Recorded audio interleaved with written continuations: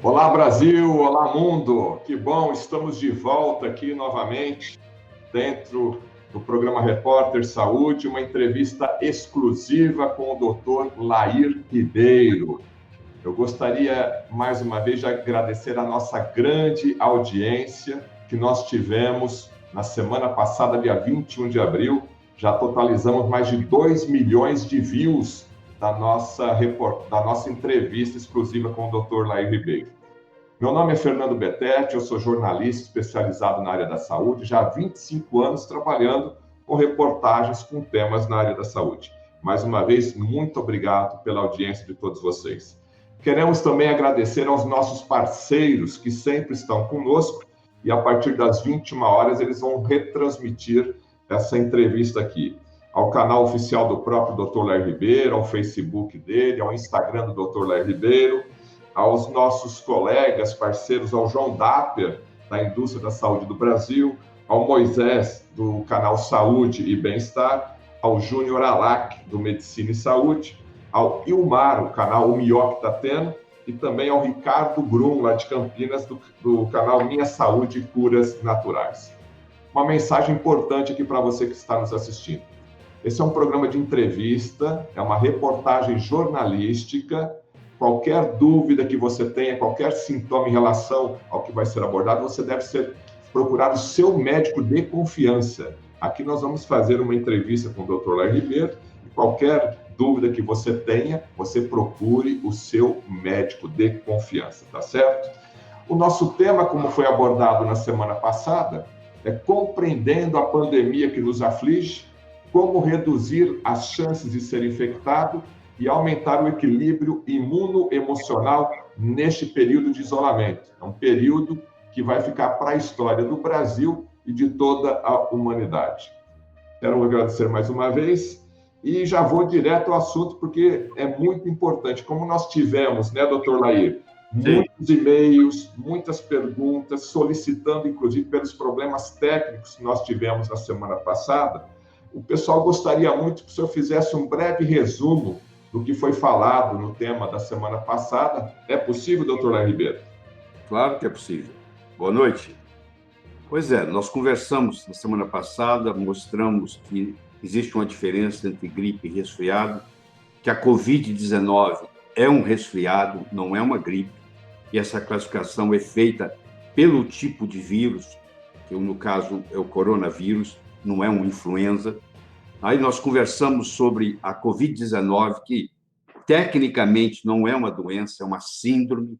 Ela tem uma série de sinais e sintomas que estão também presentes em outras patologias que não têm nada a ver. Então, por isso, quando se encontra sinais e sintomas que estão em várias patologias, isso se chama síndrome. Então, a Covid-19 é uma síndrome causada por um vírus, que é o novo coronavírus, que recebe o nome de SARS-CoV-2, que tem um RNA fita simples. Como os de influenza também têm um RNA fita simples. E esses vírus, que são RNA fita simples, eles têm um genoma, uma estrutura genética instável, e eles têm uma predisposição maior à mutação. E isso eu vou explicar daqui a pouco, dificulta um pouco não só o tratamento, como dificulta também, às vezes, a vacina. Como você na gripe, todo ano tem uma vacina nova, porque o vírus do ano passado fez uma mutação. Então, tem que estar sempre refazendo a vacina. Eu não sei se vai ser o caso com esse, mas tudo indica que vai ser a mesma história. Existe muita conspiração de como é que ele surgiu, mas a verdade é que o grande reservatório de coronavírus no mundo são os morcegos.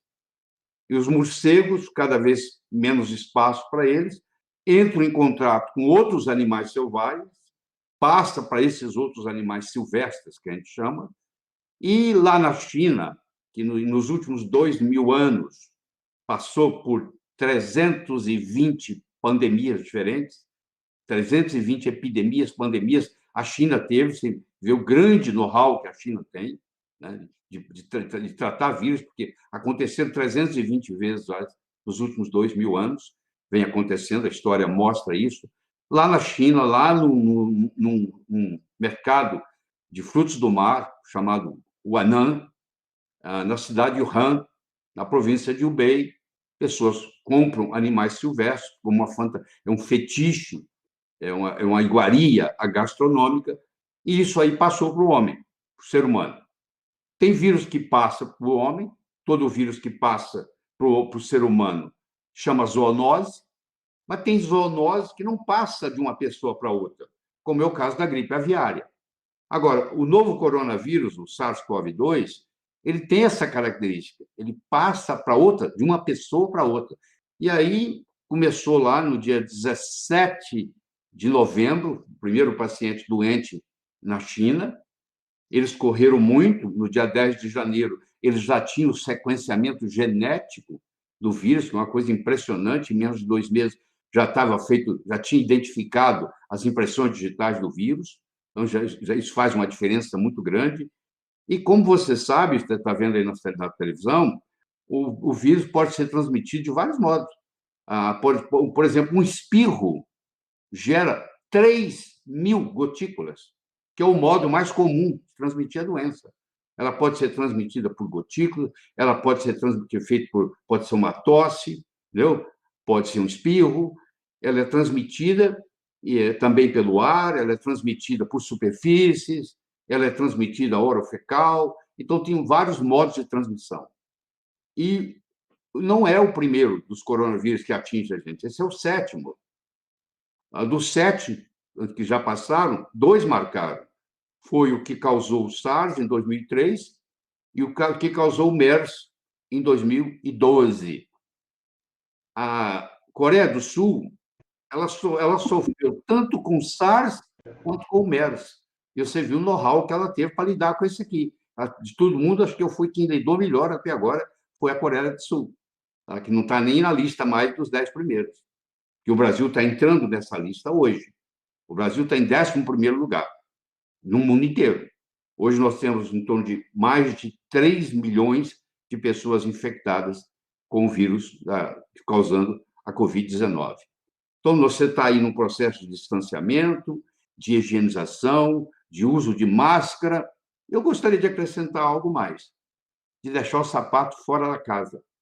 Se você é aquele trabalhador essencial que vai trabalhar e volta, você tem que deixar o sapato fora. Você tem que ter um sapato lá na entrada da sua casa, que na hora que você chega, o chinelo, o que for, você troca. Porque 27% dos sapatos que andam na rua estão trazendo bactérias, vírus, fungos para dentro de casa. Então, esse costume oriental que tem de deixar o sapato fora, agora está sendo comprovado cientificamente de que faz diferença. Eles fizeram um exame de sapatos e descobriram que 27% dos sapatos chegam a ter Klebsiella, entendeu? Que, inclusive, depois pode virar aquela superbactéria, dependendo da mutação, trazido pelo sapato, certo? Então, esse vírus, como ele tem um RNA simples, ele tem uma predisposição à mutação. Ele tem uma característica interessante, que a transmissibilidade dele, o passar de uma pessoa para outra, ocorre quando o infectado ainda está assintomático. Geralmente, a sintomatologia começa no 5º dia, mas desde o 1º dia, a pessoa já pode passar a doença para outra pessoa. Então, geralmente, você vai pegar a doença de alguém que você não tem a menor ideia de que está tendo, nem a pessoa sabe que está tendo. Enquanto que lá no SARS e no MERS, era só a partir do 5º dia que começava a transmitir. Vinha a sintomatologia primeiro, para depois vir a doença, vir a transmissão. E aí nós temos o chamado número reprodutivo básico. Está em torno de 3, quer dizer, uma pessoa tem o potencial de infectar até 3 pessoas. Isso é a média. Tem gente que pode infectar 30 pessoas. Então, isso é também muito importante. E, infelizmente, essa doença, em um pequeno percentual mais significante, ela causa problemas respiratórios inferiores. Ela causa uma dispneia intensa, que muitas vezes só resolve com a ventilação mecânica. Então, um percentual, por enquanto está se falando em 5%, mas à medida que vai fazendo mais testes, esse percentual vai cair. Esse pessoal, eles têm que passar pela segunda fase da doença. Então, eu digo o seguinte, para você entender bem a doença. Ela na realidade, tem 2 doenças. Tem a doença da primeira semana, e tem a doença da segunda semana em diante. A doença da primeira semana é aquela que você tira de letra.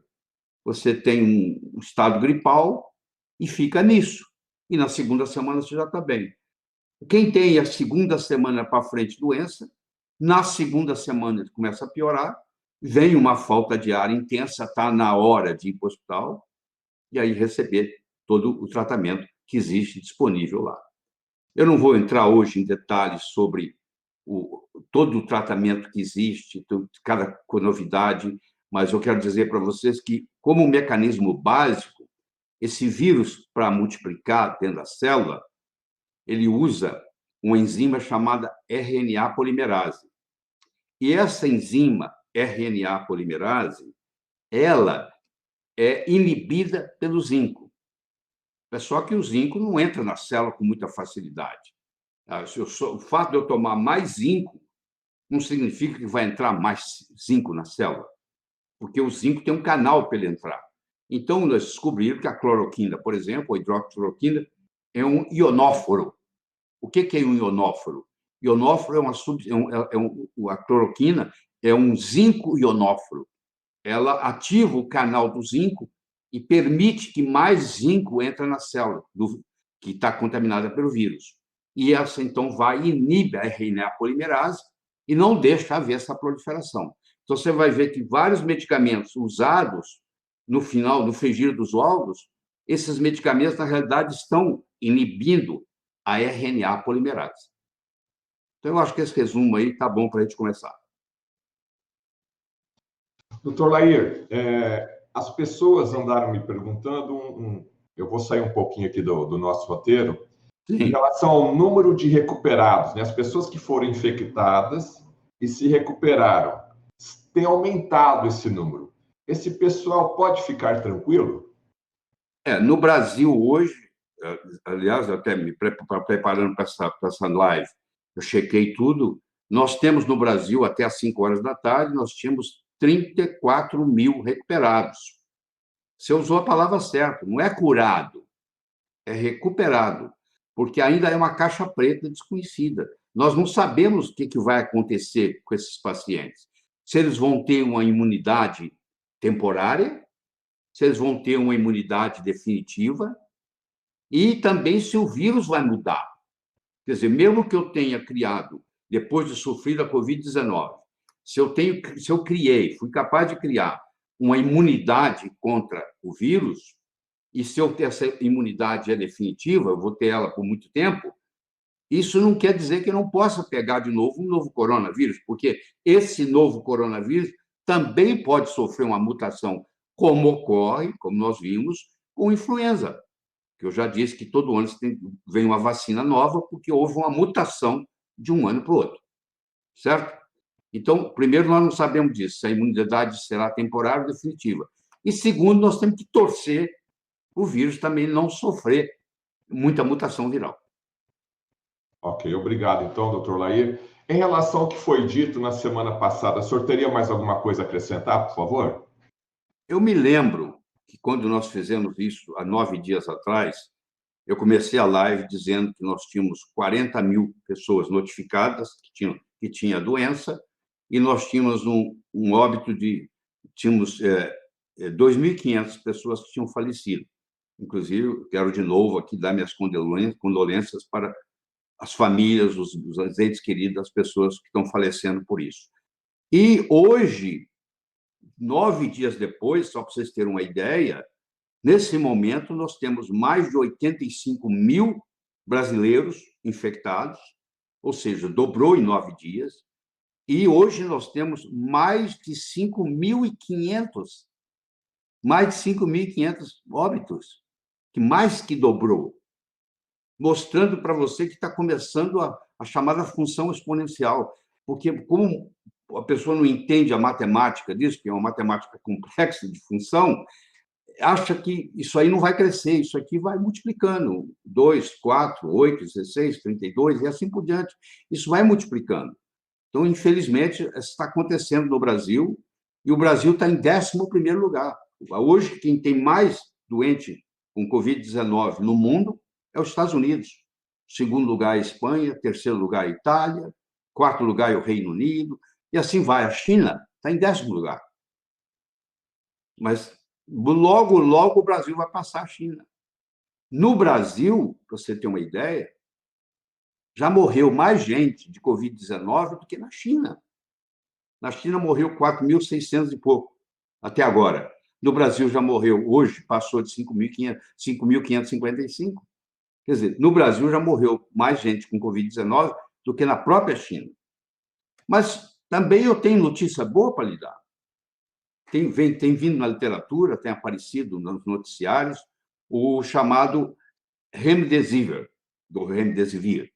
O Remdesivir é um antiviral que foi descoberto em 2012 na Califórnia, chama Gilead, a empresa na Califórnia, e foi descoberto, foi usado no MERS com sucesso, foi usado no Ebola sem sucesso, e agora estão usando e estão mostrando que faz uma diferença enorme naqueles pacientes que estão entubados na fase maligna, com ventilação respiratória. Então, aqueles pacientes que, em alguns casos, a mortalidade chega a ser 80%, eles conseguiram recuperar 68% daqueles pacientes com esse alto risco, mostrando que existe uma luz no final do túnel e não é um trem vindo em direção oposta. Então, eles estão chamando isso de a bala de prata. Mas isso é feito só em hospital, isso é uma substância injetável, o tratamento é 10 dias, e tratar um antiviral é uma complexidade grande, porque se você der dose demais, tem efeitos colaterais muito sérios.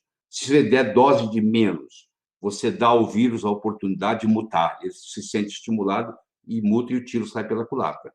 Então, não é nenhum medicamento que você vai pensar um dia em usar. Não se faz uso profilático e não é para se usar fora de hospital. Mas, pelo menos, existe uma coisa, já tem uma publicação no New England Journal of Medicine mostrando tudo isso. Ok, então, doutor Lair, vamos então começar basicamente a segunda parte da nossa entrevista, que tem a ver com o fortalecimento imunoemocional. Podemos começar agora? Podemos começar. Então, primeiro eu quero trazer o conceito para vocês de psiconeuroimunologia. Esse conceito não é novo. Esse conceito de psiconeuroimunologia, que foi até ampliado para psiconeuroendócrinoimunologia, um tema discutido, que faz parte do currículo, é uma matéria que faz parte do currículo médico de muitos países do mundo, dos Estados Unidos, inclusive. Esse não faz parte ainda do currículo médico brasileiro, mas muitas universidades mundiais, pelo mundo afora, já tem a cadeira de psiconeuroimunologia. Então, se você está achando que nós não temos uma conversa fiada aqui, não, é uma conversa muito séria. Eu desafio você a entrar em qualquer pode entrar no PubMed, pode entrar no que é mais fácil para você entrar no Google Acadêmico, que é uma plataforma hoje muito rica, e digitar lá em inglês psiconeuroimunologia, você vai ver que há uma grande conexão entre a parte emocional, a parte neurológica, a parte endócrina e a parte imune. Então, existe o que se chama NEI System, o sistema NEI, N-E-I. O que é o NEI? É o neuro, o E de neuroendócrino imuno. NEI, N-E-I, neuroendócrino imuno. Então, o sistema NEI, cada vez mais tem publicações sobre o sistema NEI, cada vez mais tem conexão do sistema NEI com a psicologia, com a parte emocional da pessoa. Então, eu estava pensando como é que eu ia fazer para começar essa discussão com você que está aí me assistindo, e eu gosto de metáforas. Então, eu estava pensando hoje, meditando à tarde, e eu criei a seguinte situação, vamos ver se você gosta. Você conhece aquele ditado que, quando um copo está para transbordar, uma gota, às vezes, é o suficiente. Atinge o limiar de transbordar, ele transborda. Se uma gota faz um copo transbordar, a ausência dessa gota faz o copo se manter sem transbordar. Concorda comigo? Talvez essa conversa aqui seja retirada de uma gota, que você parece que não é nada, de um copo cheio de água, uma gota não é nada, não é nada, mas é relativo. Se é a gota que vai fazer o copo transbordar, é toda a diferença. Então, o que nós vamos fazer aqui é estar discutindo isso, é talvez essa gota. Você sabe que lá atrás o René Descartes, com o seu racionalismo, ele praticamente separou a mente do corpo. Parece que a mente era uma coisa, o corpo era outra, na mente está ligada à alma, era coisa de religião, e ele queria discutir a outra parte. E ele fez um reducionismo cartesiano que prejudicou muito a evolução nesse processo. Então, eu gostaria de começar assim. Imagine que você está falando no telefone ou no WhatsApp com alguém. E essa pergunta para você assim: como é que eu chego aí onde você está? Eu gostaria de ir aí. Onde é que você está? Como é que eu chego aí? Aí você responde assim: onde você está? Para eu te dar as orientações. Se você estiver a norte, eu vou falar para você viajar a sul. Se você estiver a leste, eu vou dizer para você viajar a oeste, e assim por diante. Onde você está? Aí a pessoa responde: eu não sei onde eu estou. Bom, se a pessoa não sabe onde ela está, é difícil você conduzi-la até você, não é verdade? Então, a primeira coisa que nós vamos fazer aqui essa noite é o seguinte: eu solicitei para você trazer um papel e trazer uma caneta. Então, se me permite, eu vou fazer uso aqui da minha anotação. Eu queria que você escrevesse numa coluna, à esquerda, 10 palavras. Vamos lá? A primeira palavra é ansioso. Debaixo da palavra ansioso, você vai escrever a palavra deprimido. Debaixo da deprimido, você vai escrever nervoso. Tudo na margem esquerda do caderno que você está usando. Então, é ansioso, é deprimido, é nervoso. A próxima palavra agora é sobrecarregado. Aí vem a palavra isolado, vem a palavra entediado, vem a palavra desmotivado, vem a palavra esfomeado, porque tem gente que está no isolamento que está ganhando peso, que não tem nada que fazer, vai atacar a geladeira. A palavra preocupado e a palavra triste. Vou falar de novo. Ansioso, deprimido, nervoso, sobrecarregado, isolado, entediado, desmotivado, esfomeado, preocupado e triste. Espero que você tenha escrito essas 5 palavras na margem esquerda do seu caderno. Eu quero agora que você vá em cada uma dessas palavras e você tem 5 notas. A nota 1, 2, 3, 4, 5. Se isso não lhe incomoda em nada, você não tem ansiedade, o seu nível de ansiedade é praticamente 0, só que aqui você vai dar 1. Se o seu nível de ansiedade é extremo, você não está conseguindo dormir, você está roendo as unhas, você está desenvolvendo diarreia, você está muito ansioso, você vai dar 5. Então, por favor, dê uma nota de 1 a 5 para o seu nível de ansiedade. Tudo bem? A segunda palavra é deprimido. Você está se sentindo igual você era antes do isolamento, igual você era antes do Covid-19, ou houve uma mudança no seu psiquismo? Você está se achando mais deprimido, você está perdendo a perspectiva do amanhã, as contas estão chegando, você perdeu o emprego, sei lá o que for. Eu sei que não é fácil, mas estou falando, o que for. Fez você sentir deprimido. Você vai dar uma nota de 1 a 10 para o seu nível de depressão. Tudo bem? Desculpa, de 1 a 5. A terceira palavra é nervoso. Você está irritado, você está impaciente. As pessoas estão dizendo para você que você não é a mesma pessoa. Você está nervoso. De 1 a 5, que número que você dá? 1, 2, 3, 4, 5. A próxima palavra é sobrecarregado. Você se sente mentalmente sobrecarregado? Você está preocupado com as contas, você está preocupado com o emprego, você está preocupado com as famílias que os entes queridos estão sendo mandados embora, entendeu? E não sabe qual vai ser o futuro, ou talvez até o seu caso. Deu uma nota de 1 até 5. Quanto mais, maior a nota. Agora você vai dar uma nota de isolado, porque você pode estar em isolamento, mas não está isolado. Você pode usar o telefone, você pode usar o WhatsApp, você pode fazer conexão, você pode conversar com os amigos, ou você simplesmente se isolou e está se sentindo sozinho, sem amparo. Você está entediado, você não sabe o que fazer, você está assistindo televisão o dia inteiro, você não tem uma programação, você não tem uma visão. Que nota que você dá de 1 a 5? E a motivação, como é que está? Você está desmotivado?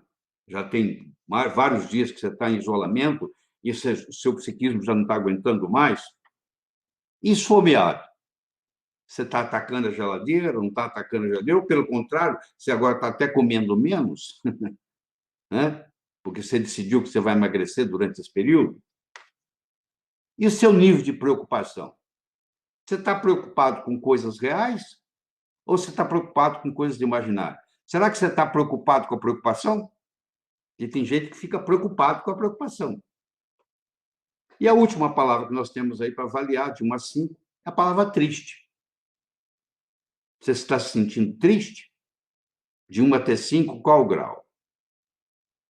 E agora eu vou pedir a você para somar tudo isso aí, essas 10 palavras. Cada uma delas você deu um número, de 1 a 5. Eu quero que você some todos os 10. E vamos ver qual é o seu placar. Está me acompanhando? Pois bem, você vai somar agora a nota que você deu para o ansioso, deprimido, nervoso, sobrecarregado, isolado, entediado, desmotivado, esfomeado, preocupado e triste. Dá uma nota para ele. Faz a soma das notas. Você agora deve estar obtendo um placar. Eu diria para você que se esse placar é até 20, não tem nada que se preocupar. A não ser que um dos itens você deu 5. Ou seja, às vezes no total você está conseguindo ter um placar menor que 5, mas existe um item lá, que, ou se esfomeado, por exemplo, que você está comendo demais, etc. Então é preocupante. Mas fora isso, você está o que é esperado em tempo de guerra. Nós estamos numa guerra com um inimigo invisível que está na fronteira entre a química e a biologia. Muitos pesquisadores não definem o vírus como um ser vivo, está exatamente no meio entre a química e a biologia, mas está mudando o mundo. Tá? Então, você faz essa avaliação. Pois é, você lembra da conversa que nós começamos? Onde é que você está? Porque eu te orientar para onde você tem que vir, eu tenho que saber de onde você está saindo. Nós precisamos saber onde nós estamos, nós precisamos saber onde nós queremos ir e nós precisamos saber como chegar lá. Onde eu estou, onde eu quero ir, como é que eu chego lá? Ah, o seu placar foi 40? Foi 50? Opa, agora você sabe onde você está. Esse isolamento está te fazendo mal. Onde é que você quer ir? Claro que você quer, a sua expectativa, eu espero que seja, você sair desse isolamento melhor do que você entrou. É uma oportunidade para você se reinventar. Você agora tem tempo todo do mundo à sua disposição. Se você souber usar esse tempo, quando isso tudo acabar, você vai estar melhor do que os outros. Tá? O que é possível você fazer agora? Nunca deixe aquilo que você não pode fazer atrapalhar aquilo que você pode fazer. Eu não estou lhe perguntando o que você não pode fazer. Eu estou lhe perguntando o que você pode fazer nessa circunstância que você tem. Então, deixa eu discutir com você um modelo muito simples. Olha que interessante. Pensamento desencadeia sentimento, que desencadeia comportamento. Você quer ver? Imagine que nós começamos a conversar e eu lhe pergunto o seguinte: qual foi a maior desgraça que já aconteceu na sua vida? O que vai acontecer?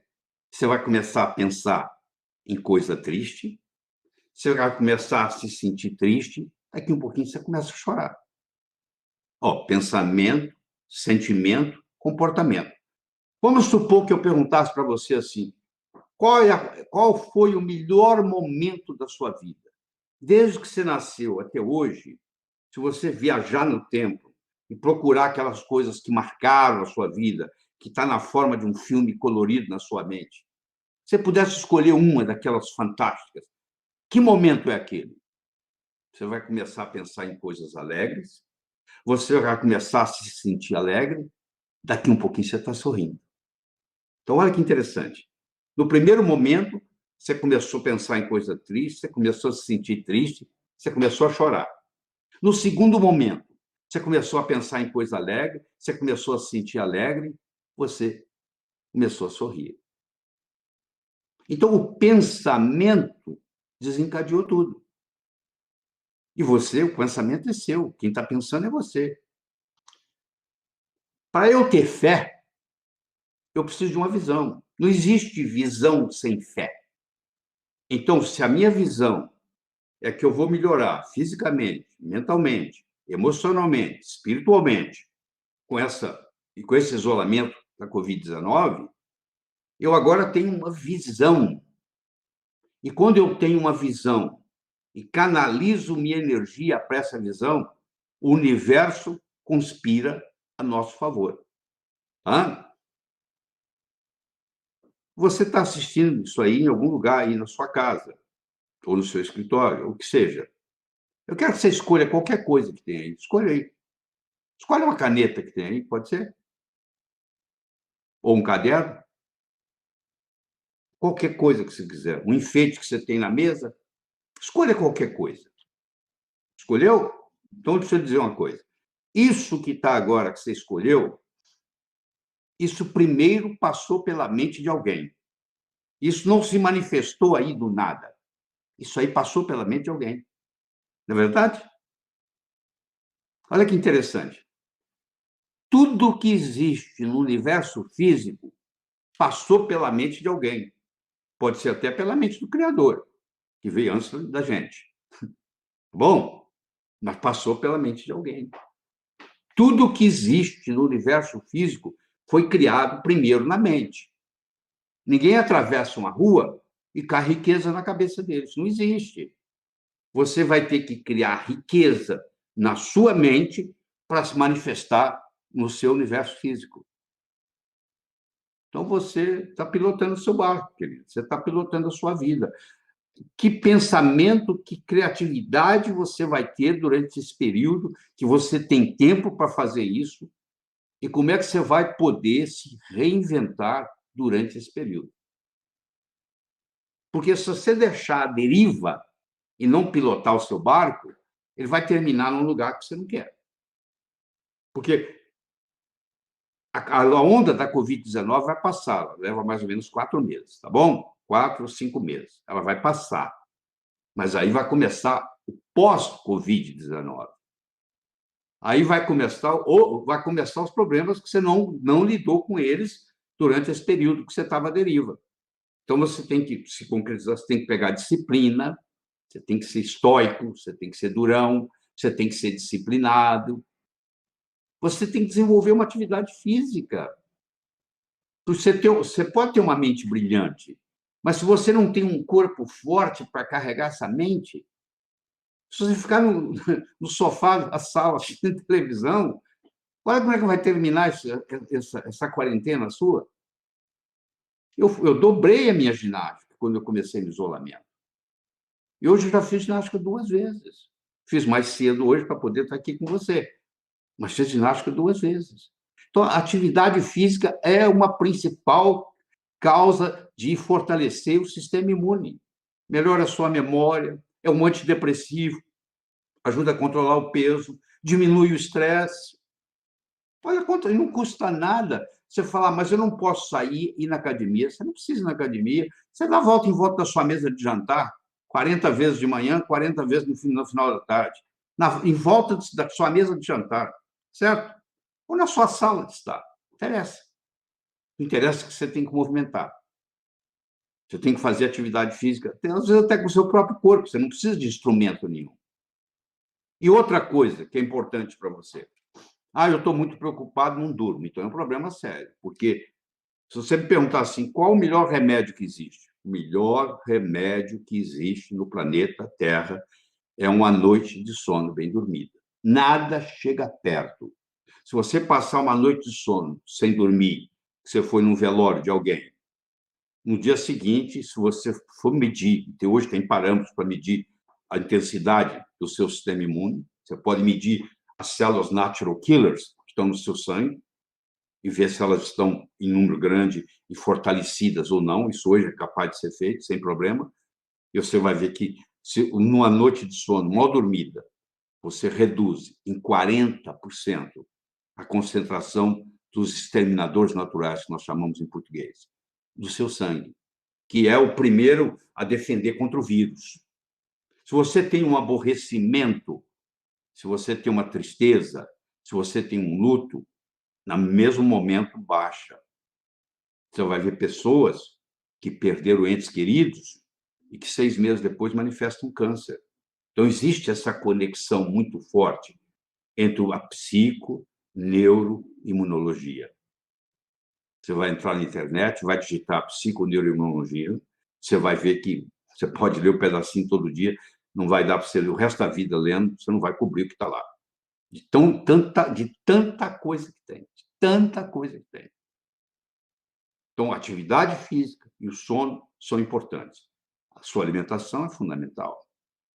Se você puder, passe a ingerir alimentos orgânicos. Larga o refrigerante para lá. Para de fumar, para de beber, para de ingerir drogas. Está na hora.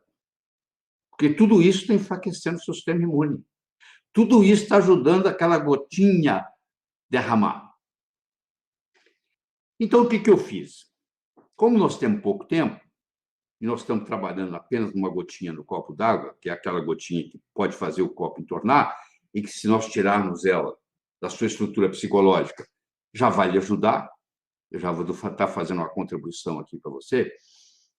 Então, eu escolhi conversar com você sobre Elizabeth Kubler-Ross, eu escolhi conversar com você sobre Charles Darwin, eu escolhi conversar com você sobre Epicteto, eu escolhi conversar com você sobre Shakespeare, e eu escolhi conversar com você sobre o Coronel Sanders, que é o meu favorito, que nós vamos deixar para o final. Tá? Vamos começar com a Elizabeth Kubler-Ross. A Elizabeth Kubler-Ross dedicou a vida dela a trabalhar com pacientes. Ela era uma médica, psiquiatra, suíça, morando nos Estados Unidos. Grande parte da vida dela passou na Califórnia. E ela dedicou a vida dela a entender a morte e o ato de morrer. E o luto. A gente tem luto não é só pela morte, a gente tem luto porque perdeu um emprego, a gente tem luto porque teve um divórcio, a gente tem luto porque o nosso filho querido saiu de casa, foi estudar fora. É esse luto que ela está dizendo. Nós temos luto que você pode ter perdido seu emprego, que você perdeu a sua liberdade. O ato de ir e vir agora está proibido, porque nós temos que ficar aqui. Né? Temos que ficar, e temos mesmo.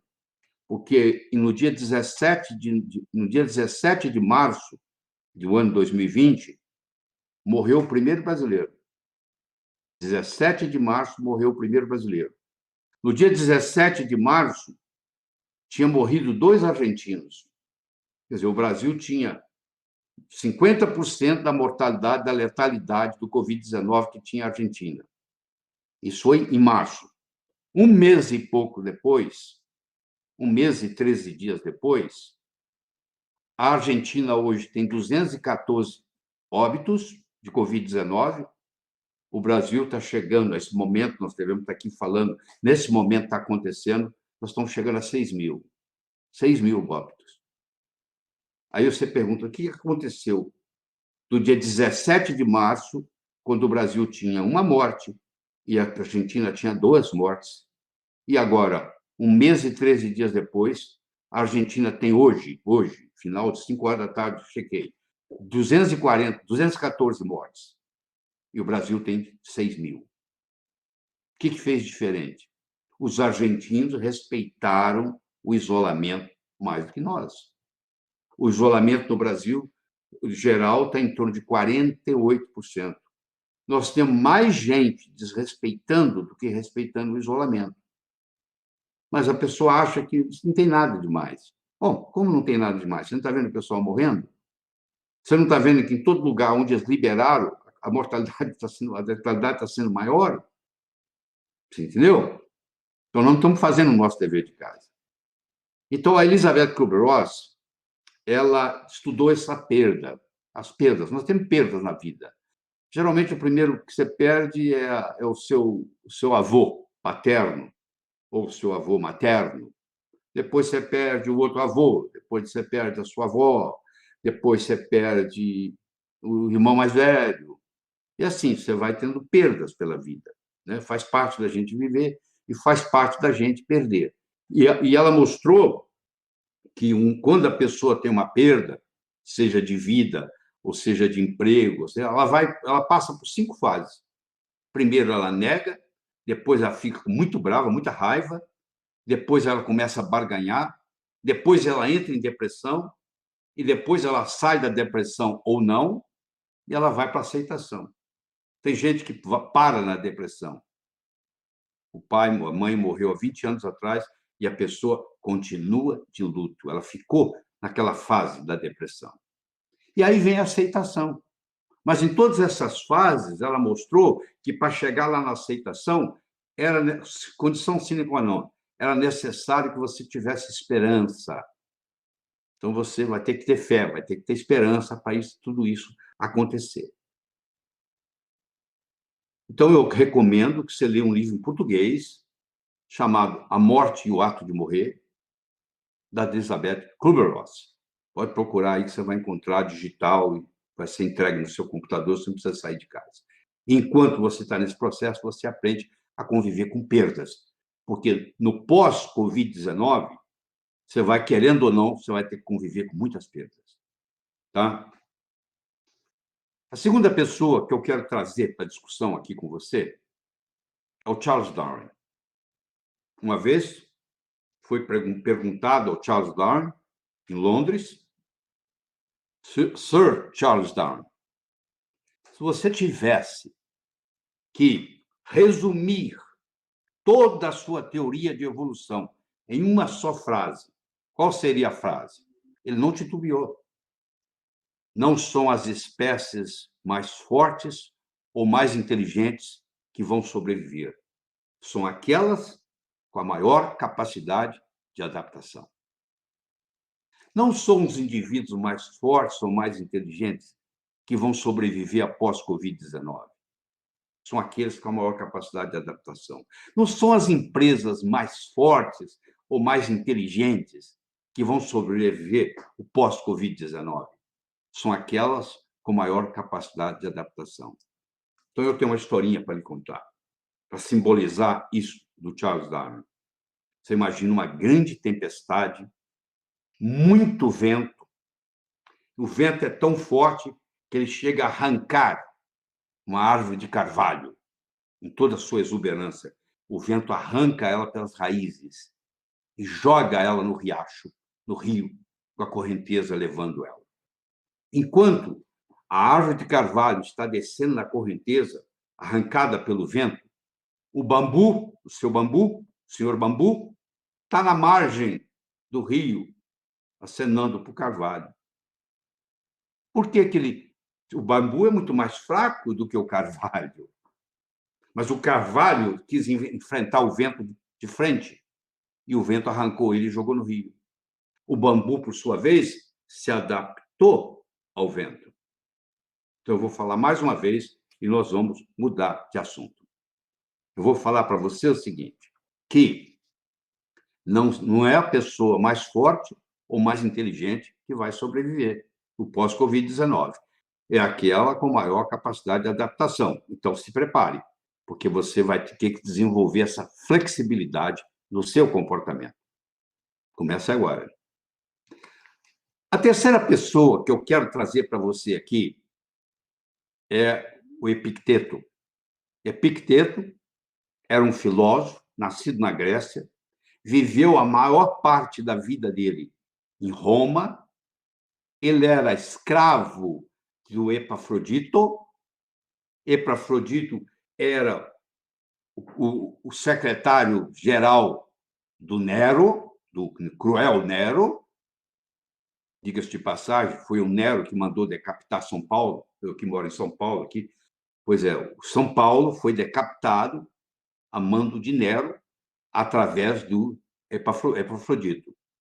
E Epicteto era escravo toda a sua vida, mas não deixava de ser um filósofo. Escravo, mas filósofo. Você pode encontrar um sem-teto na rua que está sem teto, mas pode ser filósofo. Então, ele deixou muita coisa para a humanidade. Já que você tem tempo, por que amanhã você não entra na internet e vai estudar a vida de Epicteto? Você tem uma ideia, Nero morreu com 31 anos de idade. Ele começou a governar com 17, parou com 14, ele pôs fogo em Roma, você deve estar lembrado do incêndio, incendiou Roma, e, entre outras coisas, decapitou São Paulo.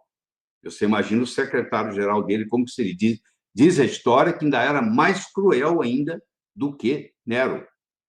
E uma vez esse secretário, ainda mais cruel do que Nero, que tinha Epicteto como escravo, o Epicteto respondeu uma coisa errada para ele, ele quebrou a perna do Epicteto, só porque falou uma coisa que ele não gostaria de escutar, para você ter uma ideia.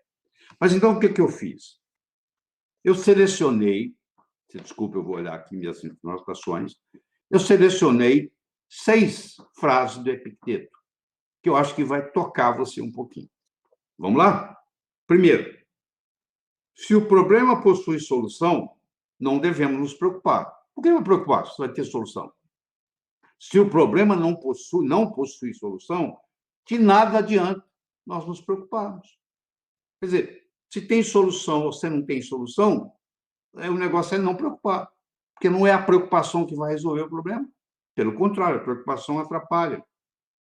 É um homem sensato aquele que não se lamenta pelo que não tem, mas se alegra pelo que tem. Olha quanto sobrou para você.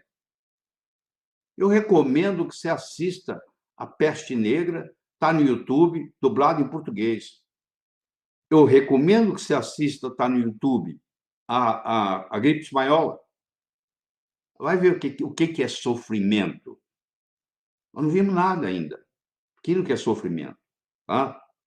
Como eu disse, a China, nos últimos 2.000 anos, teve 320 epidemias. Por isso que ela está tão preparada.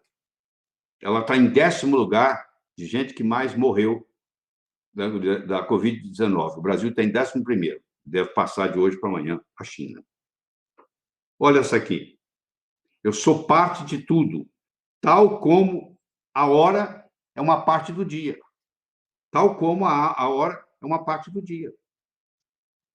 A corrupção da mente é uma doença muito mais grave do que qualquer peste no ar que nos cerca. Olha que coisa forte. A Covid pode até pegar seu corpo, mas ela não pega a sua mente sem a sua permissão. Só se você deixar. Está na hora de você despertar para um novo modus operandi.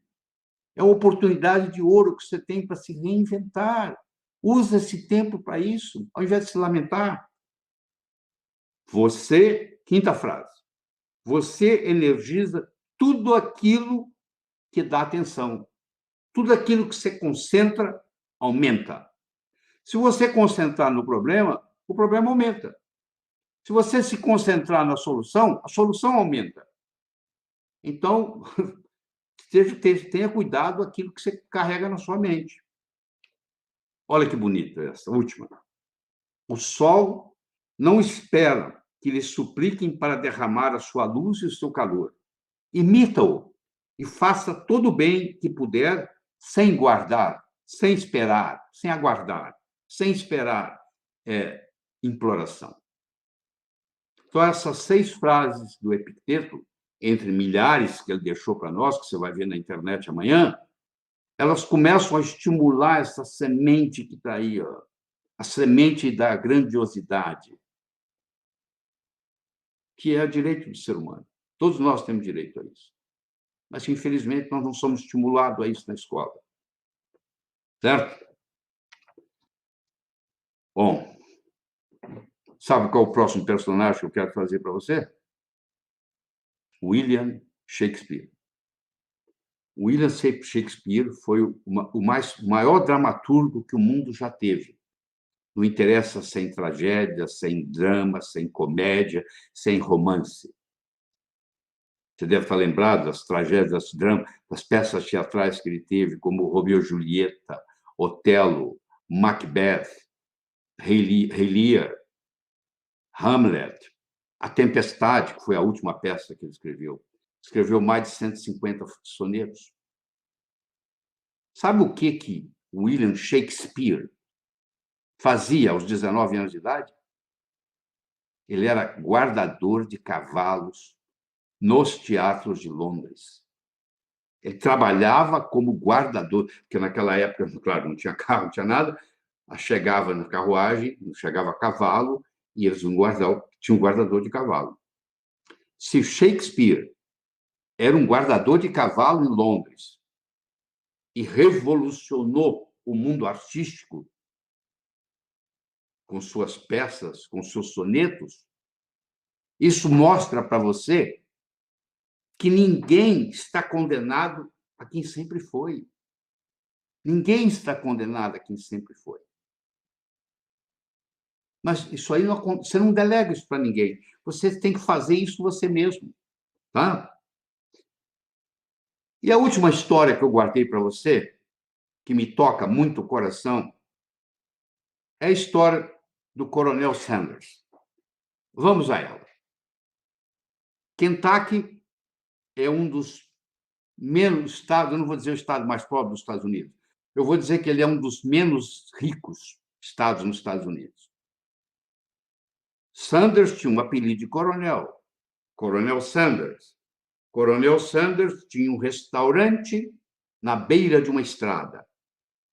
E os caminhoneiros passavam e paravam lá para comer a comida do Coronel Sanders, que ele era um bom chefe de cozinha. Especialmente, ele tinha uma receita que ele tinha ganho da avó dele, que era uma receita de galinha frita. Então, ele era famoso, o restaurante era famoso por causa da receita da avó do Coronel Sanders. O governo de Kentucky resolveu mudar a direção da estrada. E o seu restaurante, que era um restaurante de beira de estrada, deixou de ser de beira de estrada. E ele, com 65 anos de idade, ele resolveu, não tinha cliente, ninguém ia sair da rota para ir lá visitar o restaurante dele. Ele ficou sem cliente, como muitos restaurantes estão hoje sem clientes. O cálculo é que somente 40% dos restaurantes em São Paulo vão conseguir voltar, para você ter uma ideia. Então, você que é dono de restaurante deve estar familiarizado com essa história do Sanders. E aí, o que aconteceu? Ele pediu aposentadoria. 65 anos, tinha direito ao Social Security, pediu aposentadoria. Quando chegou o primeiro cheque de aposentadoria dele, ele mostrou para a mulher dele e falou assim: como é que nós vamos viver nisso? Não pode ficar assim. A única coisa que o Coronel Sanders tinha era uma receita de galinha frita que ele ganhou da avó.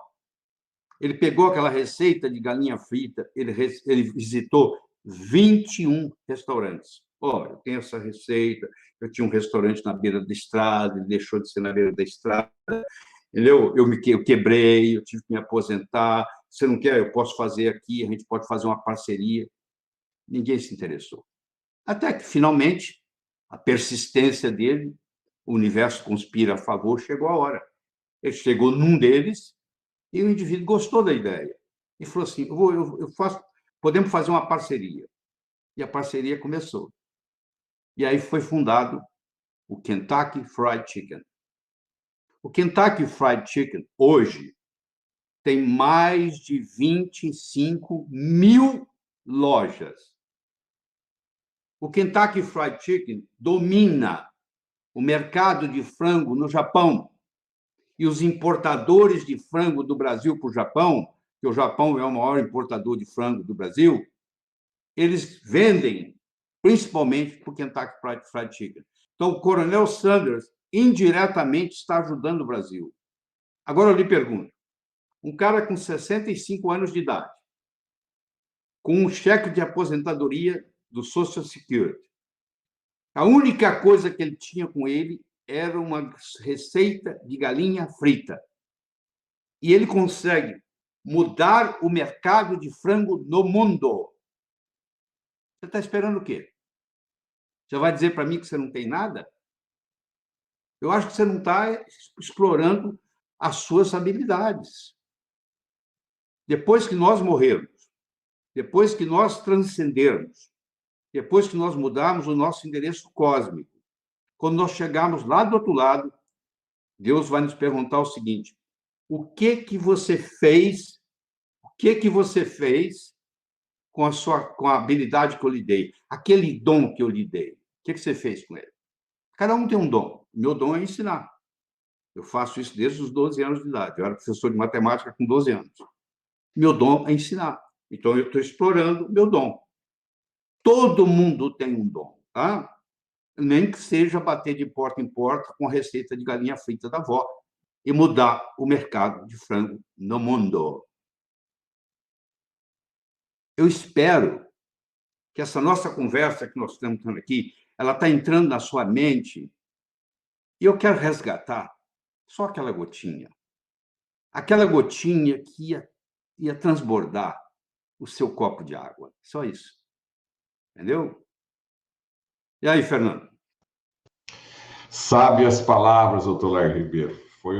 É um espetáculo aqui ouvir essas mensagens. Realmente, o ânimo foi lá para cima.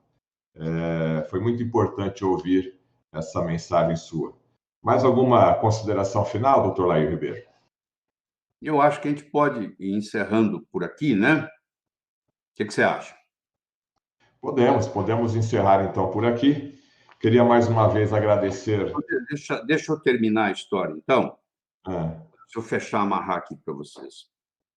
Espero que você esteja gostando, esteja acompanhando. Faça o seu dever de casa, procure quem Elizabeth Kubler-Ross, procura quem é Epicteto, dá uma olhada no trabalho do William Shakespeare, dá uma lida sobre Coronel Sanders, fundador do Kentucky Fried Chicken. E eu quero terminar do seguinte modo. Todas as vezes toda noite, quando você coloca a sua cabeça no travesseiro, você tem que perguntar para si mesmo: hoje eu contribuí mais do que eu custei ou eu custei mais do que eu contribuí para o universo? Você faz essa reflexão. Ela é muito simples, ela leva 2 minutos. Hoje eu contribuí mais do que eu custei ou eu custei mais do que eu contribuí? Se você estiver contribuindo mais do que custando para viver, né, para estar aqui nessa vida, o seu crédito lá em cima está crescendo. Se você está custando para a humanidade mais do que você está contribuindo, o seu débito lá em cima ou lá embaixo está aumentando. A decisão é sua. Você quer contribuir mais ou você quer custar mais? Deixe de ser vítima e reinvente você mesmo durante esse período. Esse direito é de todo mundo, só que você tem que fazer alguma coisa. Isso não é a deriva. Nós hoje somos os privilegiados, porque hoje a informação está democratizada. Antigamente, só famílias importantes tinham acesso à educação. Hoje a internet está aí, o Dr. Google está aí para servir todo mundo. Você pode se tornar especialista em qualquer coisa, estudando 8 horas por dia no Google. Está tudo lá para você. Você só tem que criar essa visão, e junto com a visão, não existe fé sem visão, tá bom? Não existe fé sem visão. E eu diria mais, ao invés de você ficar pedindo coisa para Deus, não deixa eu pegar a Covid-19. Você acha que se Deus fizesse isso, ele estava tendo uma preferência para você e não pelo seu irmão? Né? Não é bem assim. Eu acho que a verdadeira oração não é você ficar pedindo coisa para Deus, é você agradecer aquilo que você tem. É uma manifestação de gratidão, porque ele já te deu tudo. Todos nós nascemos nus e com 24 horas por dia. Não interessa a sua idade, não interessa a sua conta bancária, Não interessa nada. Você nasceu nu e você tem 24 horas. Eu nasci nu, eu tenho 24 horas. Todo mundo. O que você vai fazer com as 24 horas é que vai fazer a diferença. Eu espero de coração que novos caminhos se abram à sua frente, que o sol brilhe suavemente no seu rosto, que a chuva caia de mansinho em seus campos, que a pandemia Covid seja algo que foi um agente transformador na sua vida. E até que nos encontremos de novo, que Deus lhe guarde na palma de suas mãos. Ok, muito obrigado, doutor Laí Ribeiro. Peço aí a toda a nossa grande audiência aí uma mentalização de gratidão por essa entrevista, por essa magna aula que o senhor acabou de dar para nós aqui, que realmente elevou o nosso ânimo. Nosso muito obrigado, a nossa gratidão ao doutor Laí Ribeiro, a toda a sua equipe e a sua família também, que está aí junto conosco na audiência. Agradeço a audiência de todos. Mais uma vez, obrigado ao Ilmar, do canal Mioc Tá Tendo, ao Moisés, do Saúde e Bem-Estar, ao João Dapper, da Indústria Saúde do Brasil, ao Ricardo Grum, Minha Saúde, Curas Naturais. O nosso agradecimento a todos que poderão também assistir essa live no próprio canal do Dr. Laí Ribeiro, no Facebook do Dr. Laí Ribeiro, no Instagram do Dr. Laí Ribeiro. Mais uma vez, o doutor Laí aqui gentilmente está autorizando que essa live fique à disposição aí, tá certo? Então vai ficar tudo disponível. Dr. Laí Ribeiro nunca vendeu e nem vende remédio ou suplemento. Dr. Laí Ribeiro nunca vendeu e nem vende remédio ou suplemento. Muito obrigado pela audiência e até o nosso próximo encontro. Fiquem todos com Deus.